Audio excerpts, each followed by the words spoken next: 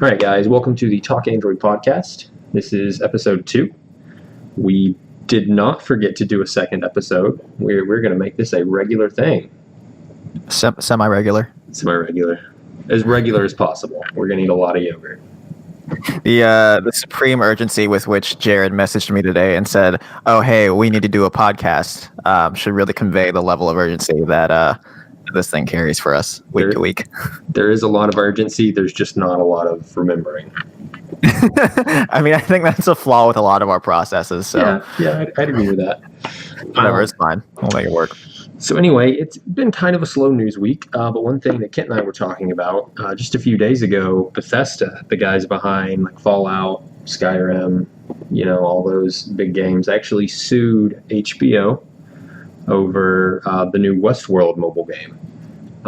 Supposedly the same developers helped out. They helped Bethesda do Fallout Shelter. Have you played Fallout Shelter, Kent? I have not. I'm not a really big Fallout-er. And I think with that statement, we probably lost like 5 out of the 7 listeners that we have. Right. Yeah, it's popular though. Do you at least know what it is though? Yeah, I'm familiar with it. That's the one where it's like an RPG and you have to level up so you can fight Megatron and help Harry Potter to save Narnia. I think there was a plot twist with Gandalf in the middle that you left out, but that sounds about right. Listeners, I have to apologize. This week, all of my content and my dialogue is being written by the guys that wrote The Big Bang Theory as well, and I hate that show, but he was the only writer that was available. So you have to bear with my jokes here. They're gonna be pretty terrible. Ghostwriters, man. So for not Kent, but all of the readers that don't know, Fallout Shelter is like a simulation game where you're basically running a vault. And in Fallout, vaults are where people went into to avoid the, nuclear apocalypse. So there's lots of weird experiments that happen in those vaults and crazy things and whatever. So in Fallout Shelter, you manage that. You have to keep the water supply and electricity going. It's a fun little simulation game. I haven't played the Fun for the whole family. Right, yeah. I haven't played the Westworld game, but it's kind of similar. Have you watched Westworld?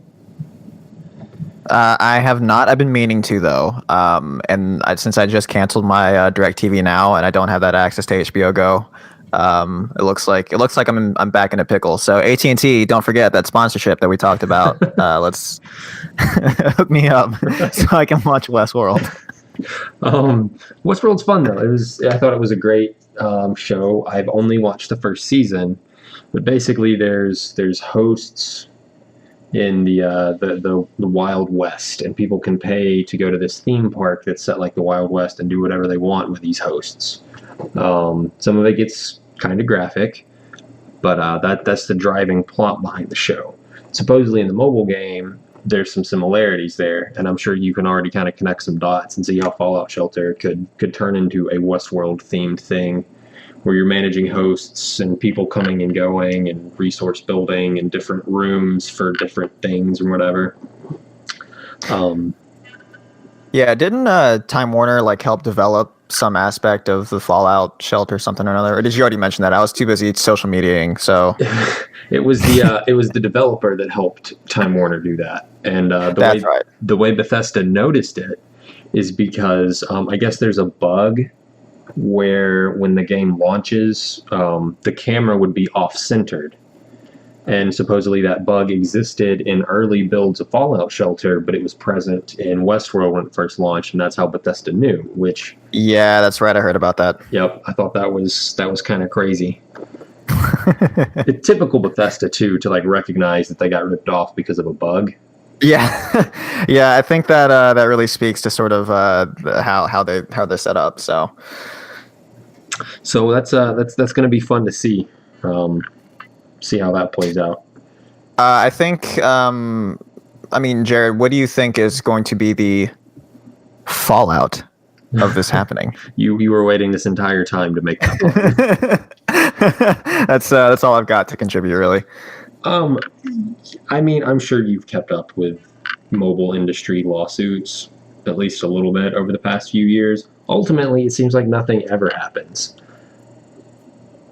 Yeah, that sounds about right. Yeah. Samsung and This Apple, will be news for a week, and then it'll fall to the wayside. and Westworld won't pull off the Play Store. Fallout Shelter will keep doing its thing. Yeah. It won't matter. Did you see Samsung and Apple finally settled their like decade-long patent infringement case the other day? I had heard something about that, but I didn't read too much into it just because, I mean, like you mentioned, this has been going on for like ages. So it's sort of like any bit of news that comes out about it, it's sort of like, whatever, just throw it on the pile. Yep, exactly. I remember, I think it was a few years ago, it was this case that made us add an Android lawsuits news tag. Like there was so much news around people suing each other that we literally had to create a new tag on the site for Android lawsuits. Yeah, that sounds exactly right, actually. Yep. So, all right, with that out of the way, this past week, BlackBerry released the Key 2, which we did a review on. Got that out. What is that? It is a phone with a physical keyboard in 2018, is what that is. That's weird. I was born in 2010, so I don't know what that means.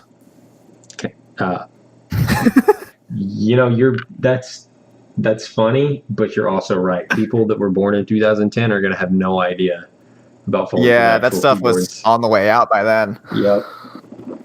So yeah, no, it's literally, I think it's a 4.5 or a 4.7 inch screen, so it's pretty small compared to other phones now.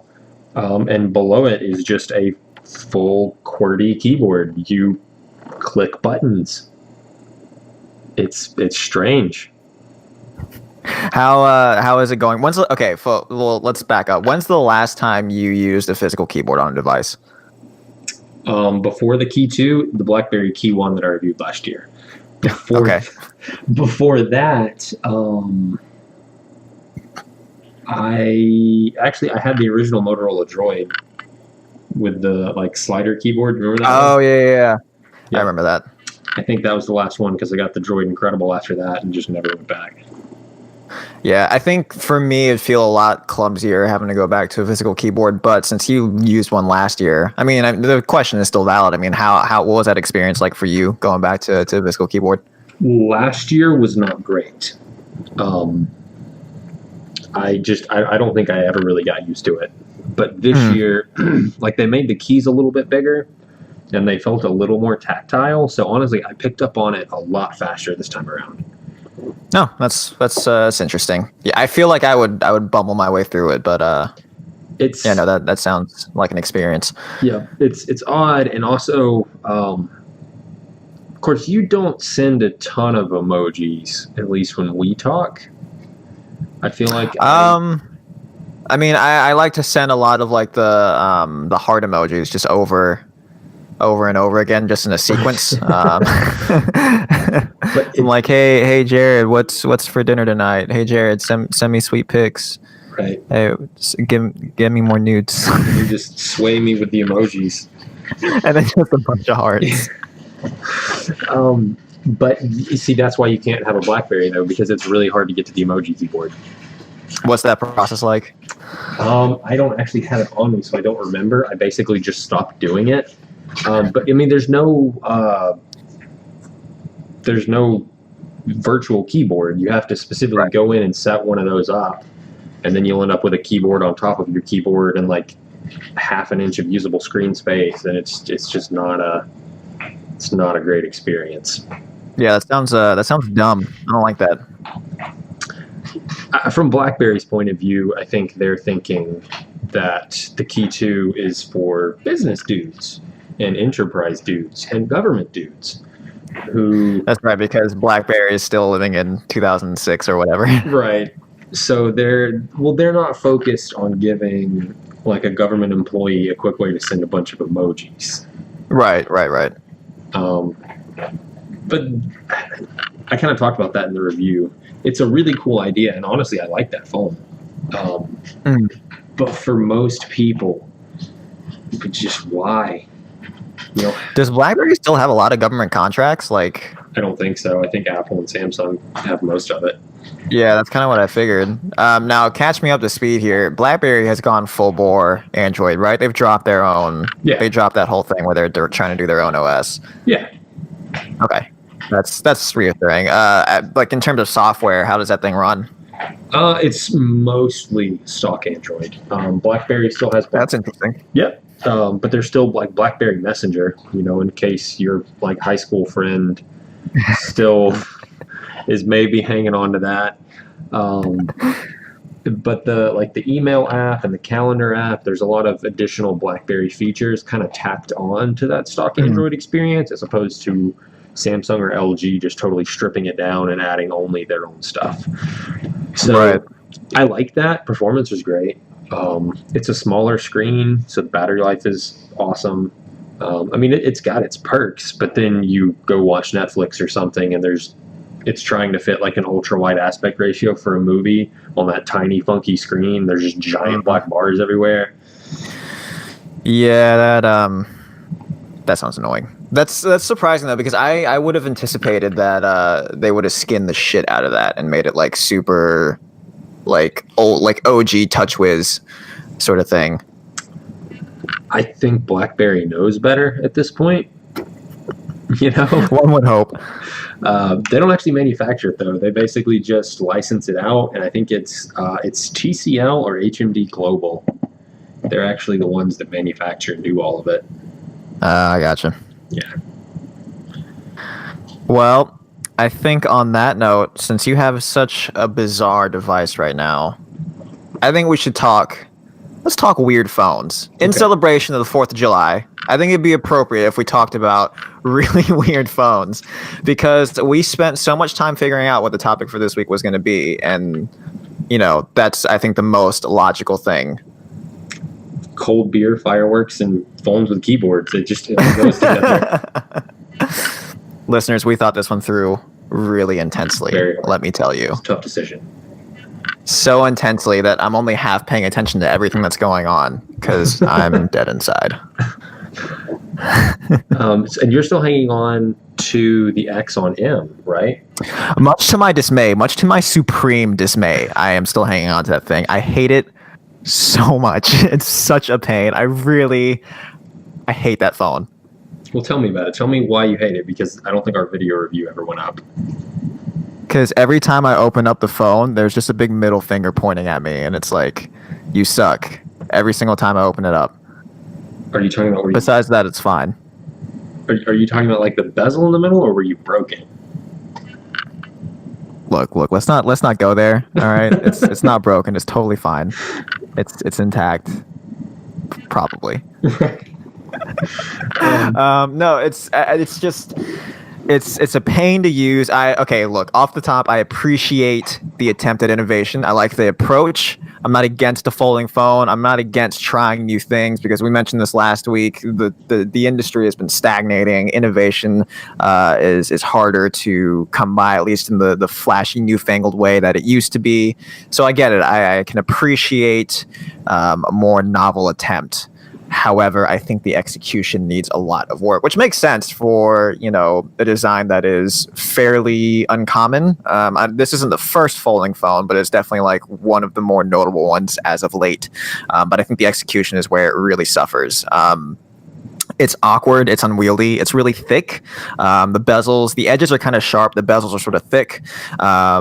It's a really, really clunky phone, and hardware wise, like it feels solid. That hinge feels really solid, but I hate the fingerprint reader, the power lock button. That whole thing is just garbage. It never, ever, ever reads my fingerprint right.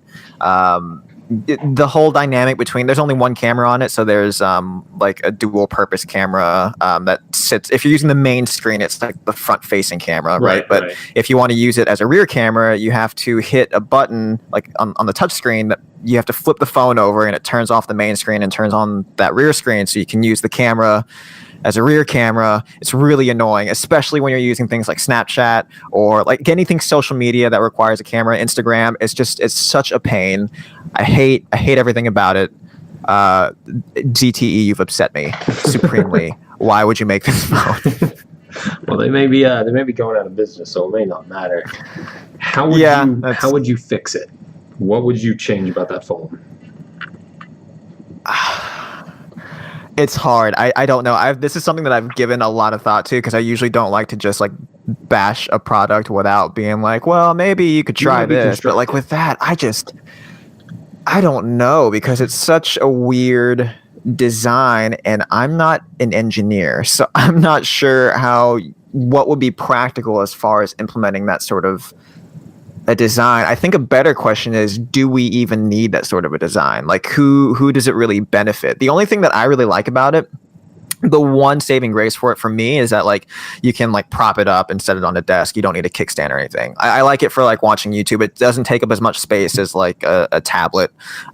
So like that's the part of it that I like. For me, it doesn't really make a whole lot of sense. There might be some people out there who would benefit from having two screens on a folding phone. I just don't know how viable that sort of tech is, or what the mass market appeal for something like that would be. Yeah. Despite that, Samsung is 100% going to try it. Woo! That's one of the big rumors. Well, I said that's been floating around for years. Yeah. But supposedly it's like the Galaxy X, I think, is what it's currently being called, or like Project Valley, that stuff that's leaked for years.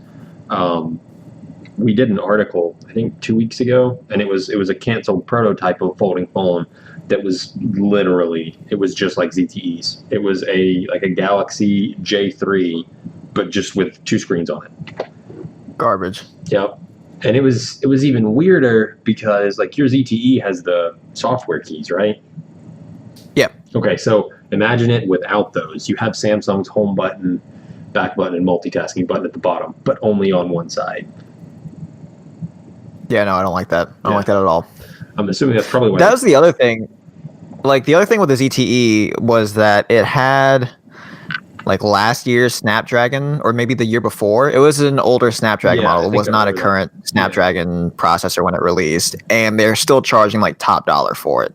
The price, I would hope, has dropped by now. I haven't looked at it lately, but I know that by the time I was working on the review, it was still sitting at like 600 or something, like something stupid. Top dollar for 3-year-old hardware.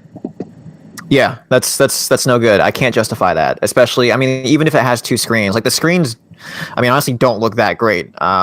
It's not, as a phone, like it suffices, but it's just got these really weird little intricacies that it makes it a really frustrating, cumbersome experience. I think what you would, well, I guess I should ask, what does the ZTE do when you're holding it and it's closed? Like it's not folded out. Like does that back screen turn off? That's the idea. Yeah, that turns off. So unless you're like using, okay, so that back screen is only supposed to turn on if you open the phone up and you've got like the dual screen, or you extend your display or whatever, or if you are using the camera in the rear camera mode. However, I have had instances where like if I am using the phone in the rear camera mode, I take a picture, then I open up that picture in the gallery. It'll stay on that rear screen for a few seconds until the phone remembers, oh, hey, you're not using the camera. And then it turns that screen off and switches it back to the primary screen, which my hand is now on. And whenever I try to flip the phone around, I end up pushing a bunch of buttons. It's garbage. It's so frustrating. I can't stand it. That could be just the older processor, though. It could be. I don't know. It's just like across the board. Shift fast enough. Yeah, anytime you're bouncing between screens or changing the display mode, like it's really slow. And sometimes like it'll just get hung up and it won't do, like it'll give a weird error message. It's really strange. Yeah. What I'm hoping happens with Samsung's phone, like I haven't used it like you have, so I don't hate the idea as much as you currently seem like you do. But I think if you keep those bezels really, really small and keep that back screen turned off most of the time and just really thin, and I mean, Samsung's great at small bezels, but I'm thinking if you could just only expand that when you want to go into like video mode, very like limited uses, instead of you can flip back and forth whenever and do all this crazy stuff. Kind of taking more of, I guess, like an Apple approach. Less is more, kind of restrict what the user can do with it, hold their hand a little bit better. I think that would probably help it. Yeah, I can see that working out more favorably than whatever ZTE has done. Or if you took this ZTE Axon M, updated the processor, took off all of ZTE's garbage software, and then put like stock Android or even TouchWiz, I'll take that, and I think that would work out to be a better experience. I think because ZTE's software implementation on the whole has never been that great, and in this phone, it really does not do well. But I think that's one of the things with Android, though, is if you just slap stock Android on a weird phone like that, Android apps have no idea what to do with the second screen. You know? That's true. Yeah. You've got to have those extra ZTE add-ons, for your notes or your browser or whatever, just so it actually can do something with that screen. Kind of a necessary evil, I think. Yeah. I don't know. If Samsung comes out with theirs, I can already see it now. Samsung's going to come out with theirs. One of us is going to review it. Maybe I'm going to review it, and I'm going to be like, "Oh, this isn't going to be that bad." And then all 10 people who follow our content will be like, "Oh, you're Samsung fanboy. They're paying you. You're in Samsung's pocket." God, I wish Samsung was paying us.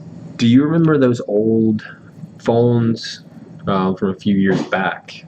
I can't remember the company that made it, but it was just a regular phone, but the back of it had the e-ink display, kind of like what's on a Kindle. Yeah. Well, I vaguely remember this. I could not tell you anything about it, who made it. I can barely remember what it looks like, but I do recall what you're talking about. Such a cool concept to me. And because I still have a Pebble, the Pebble Time, rest in peace.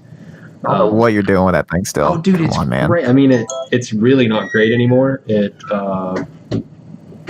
stops working a lot. It's very buggy now. There's lots of problems. Don't get me wrong. You should write them for a software update. Be like, hey, what's going on? Yeah, just shoot some emails into the void. But it has one of those like low power e-ink kind of displays, which it's cool. It's always on. I can always glance at it. If it's got to be backlit to actually see anything, but that backlight doesn't stay on all the time. So I charge this thing once a week, and the screen never turns off. Yeah, I've always known that to be a pretty power efficient way to go. So whatever happened with that phone that had the e-ink secondary nonsense? I don't know. I always, after using the Pebble, I thought that was just the coolest thing, and that I was hopeful that maybe that kind of thing would catch on. It never did, though. But I know it could show you like notifications, like Samsung's always on display, and Motorola, they do it too, but just a really early version of that, and on the backside of the screen. Yeah. I have to say, I'm kind of warming up to the always on display, having been using a Note 8 for as long as I have. It's not like horrendously useless the way that I claimed in my initial review. Still doesn't really give a whole lot of relevant information, but at least I kind of know what's going on from time to time. But that always on display, it's just your notification screen, right? Yeah. So I don't know. That seems pretty useful to me. I've always liked it. I don't own a Samsung, but I've always liked the idea. Just being able to look over and see, and like even the new ones, you can put just crazy pictures. You can put pictures of potatoes on your lock screen, and just every time you look down, you're comforted by the spuds. You could do like the LG like V series phones with the secondary top display. You could put like your own message, like potatoes are life, or like whatever you want. Right. Oh, that's another weird one. Because I got to use, I think, the V10 and the V20. I did not get to use a V30. But I think they dropped that secondary screen. I thought that screen was really cool too. Yeah, I was down with the V10. That phone was dope. This is kind of related. My favorite thing about the V10 was the wide angle front facing camera. I love that. Yep. Oh, and it was built like a tank. Yeah. The battery lasted all day, and I had that baby blue color. I loved that color. That was a good phone. That was a dope phone. But it boot looped, and LG software, man, is just the worst thing ever. Yeah, that was in that same era. I think that came out the same year as the G3 or maybe the G4, which also had those infamous software and hardware issues. Which, speaking of update, my LG G3 has stopped working again. So that lasted with extremely sparse use. I did not use it as a daily driver. I didn't turn it on every day. With extremely sporadic use over the course of a month, maybe 2 months, it stopped again. So back in the oven. Yep, you should. Hey, that was one of our best videos in a while. You should definitely throw that thing back in the oven.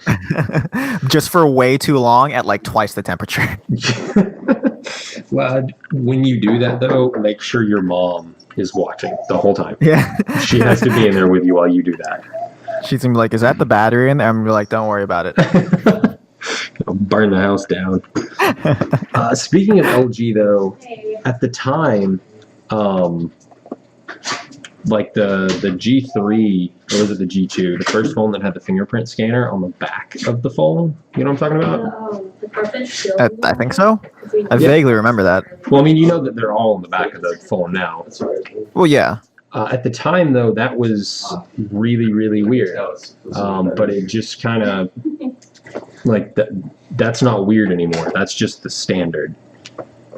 Yeah, unless you're Samsung and you really like royally screw it on the S8 and the Note 8 and put it right next to the camera at the top of the phone. They really screwed that one.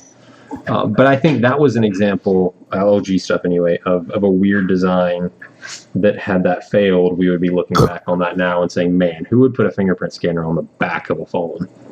Yeah, that was also the same era where they were introducing those like really slim bezels on a phone. I remember the G2 being like that was the big ticket with that phone. Well, yeah, it was like 80% screen to body ratio or something. That was a huge deal at the time. Yeah. And their CEO wanted even thinner bezels, and they were like, "That's not possible." And he's like, "I'm courageous and brave, and we're not going to have any bezels." And they almost got there.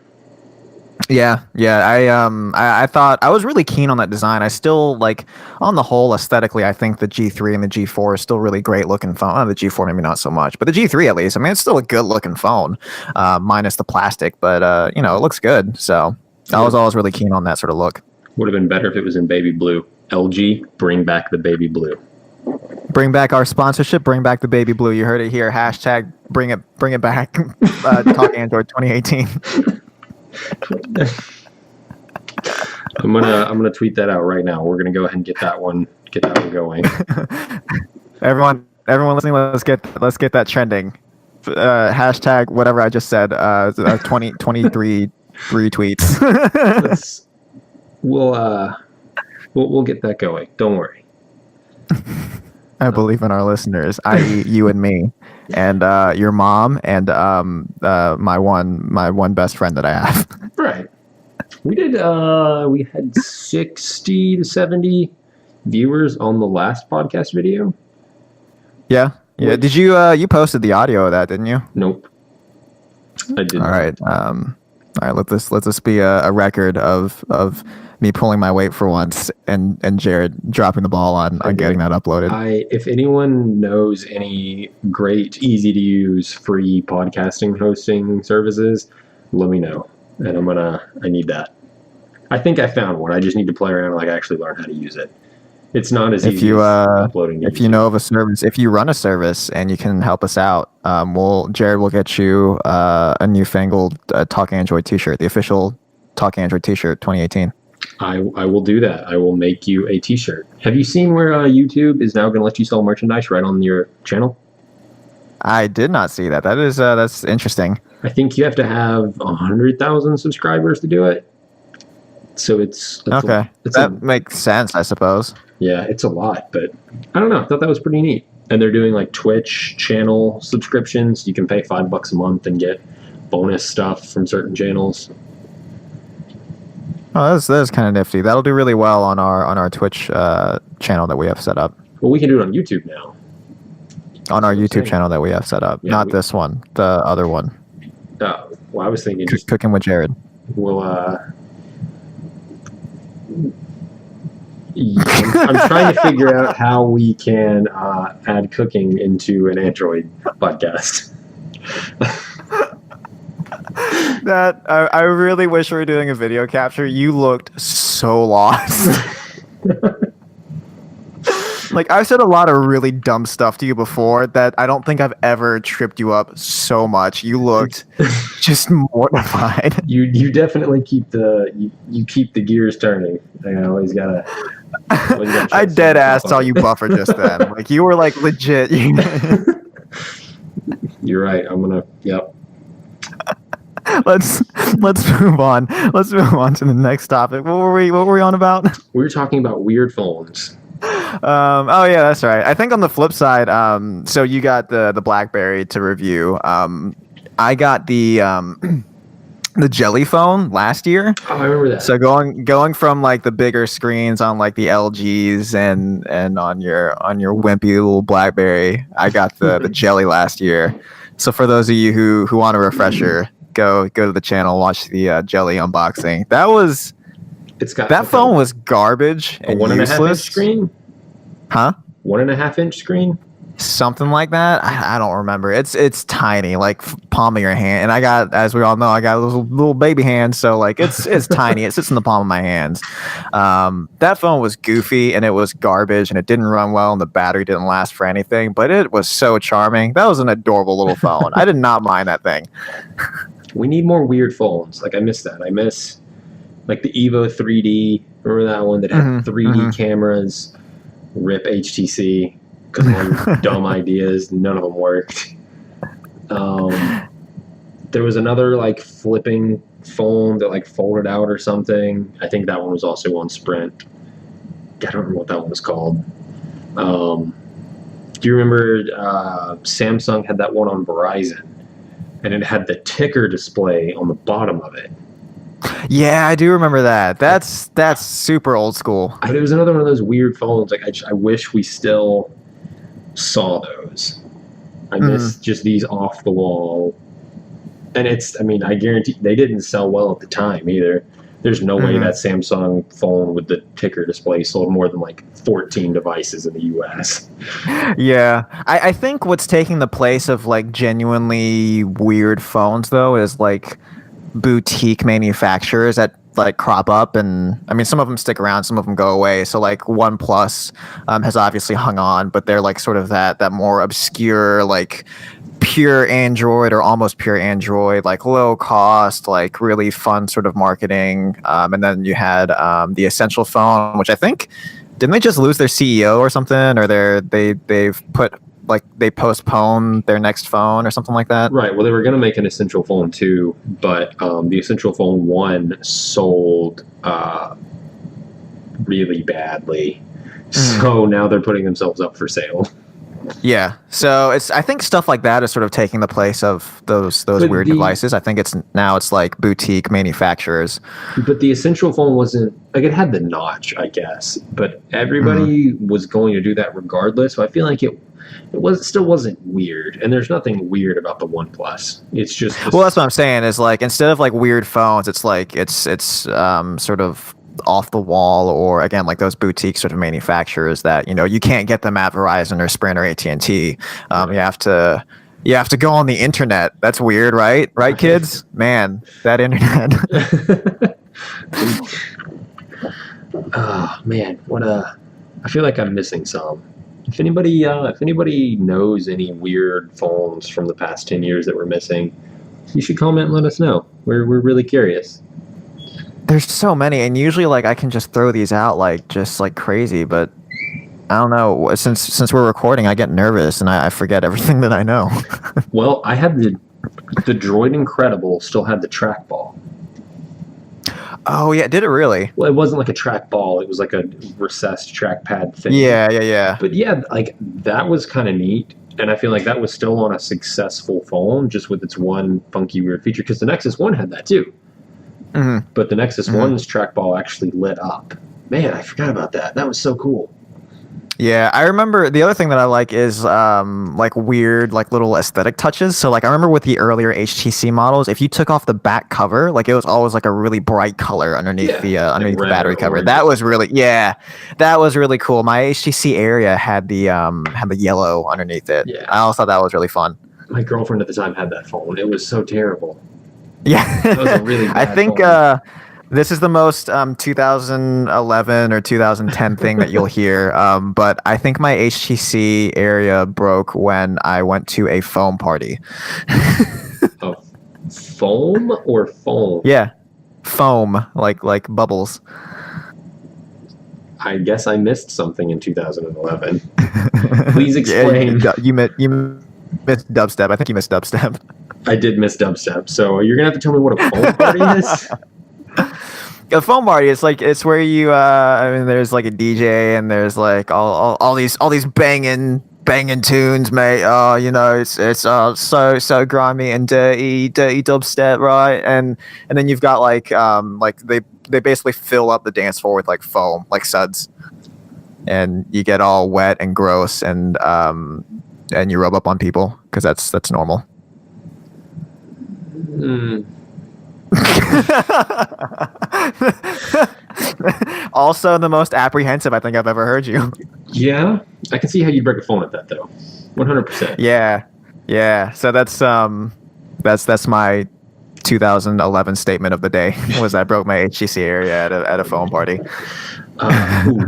Last one, the Droid Incredible 2.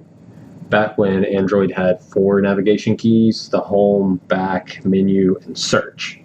Right? Yeah. The Droid Incredible 2, when you turn it from portrait to landscape, the navigation keys would turn with it. What? Yeah, that was super cool. I missed that one as well. And they were red because it was a Verizon exclusive. Oh yeah. Yeah. Good times, man. Yeah.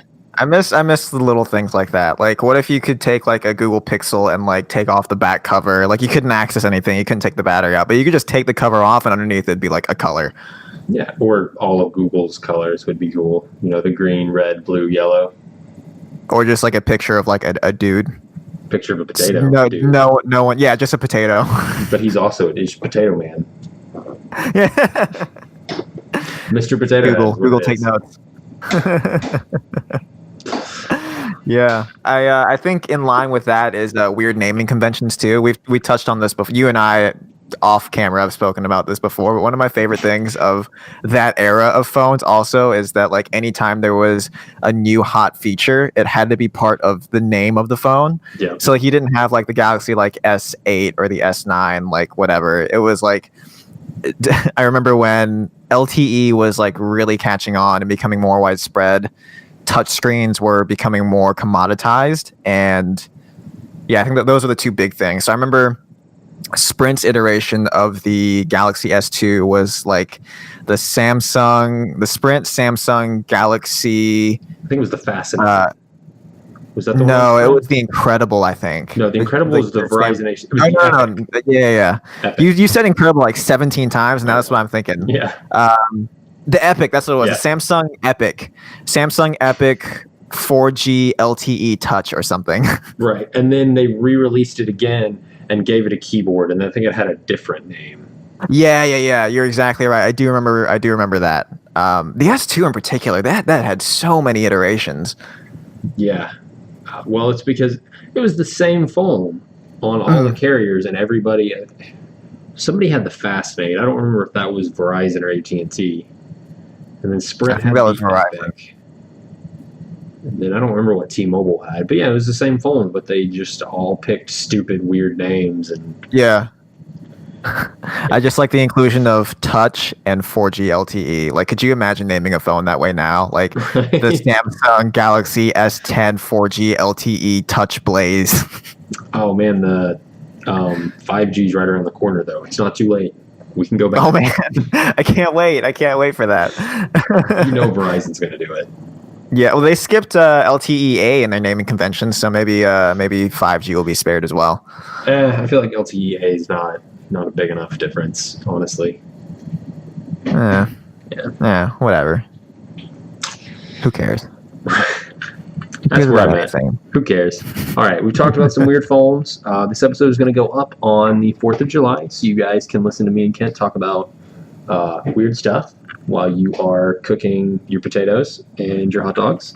And get really drunk while you listen to us. So that's going to be the only way you're going to be able to tolerate It's going to make it a lot better. Trust me. Just you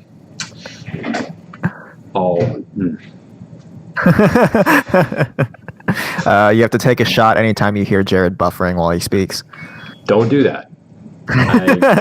Legally, don't do that. All right. So you reviewed that BlackBerry. Where can our dear listeners find that review? should actually still be the first review on our website, just right on the homepage. We have all of our reviews listed in a drop down on the homepage. You can just go there, check out that review, all the other reviews of weird stuff we've done. We'll drop some of those in the description for the video too, make it a little bit easier. Yep. Or if you want to, if you're listening to this podcast while you're driving and you want to go to all of our links right now, talkandroid.com. All of our social media is at talkandroid. You can like, comment, and subscribe all of our stuff. Just go way back. Instagram, stalk us. Like all the pictures at 3 a.m. Let us know you care. Send me $1. Then that's how I know you care. Just PayPal me $1. Info in the description below. We will also link to our good friend KDog9000 and his super cool SoundCloud.